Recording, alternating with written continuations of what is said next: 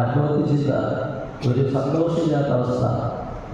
സഭാപസന്റെ പുസ്തകം 12-ാം തീയതി പറയുന്ന പോലെ ഒന്നിനും സന്തോഷം തോന്നുന്നില്ലല്ലോ എന്ന് പറയുന്ന ദുർദിനങ്ങൾ, വർഷങ്ങളൊക്കെ അഗസ്റ്റിന്റെ ജീവിതത്തിലേക്ക് കടന്നു വരികയാണ്.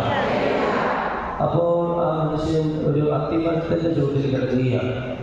അത്തിമരത്തിന്റെ ചുവട്ടിൽ കിടന്നുകൊണ്ട് ഇനി എന്ത് ചെയ്യും, ഇനി എന്താണ് സന്തോഷം കിട്ടാൻ ചെയ്യുക?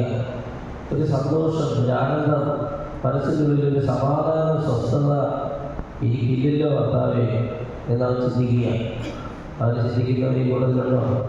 അപ്പോൾ അവർക്ക് ചിന്തിക്കുക. യെശയ്യാ പ്രവാചക പുസ്തകം 48:22 വചനം പറയുന്നത് ഇങ്ങനെയാണ്: ദുഷ്ടന്മാർക്ക് ഒരിക്കലും സമാധാനം ഉണ്ടായിരിക്കില്ല. അതേപോലെ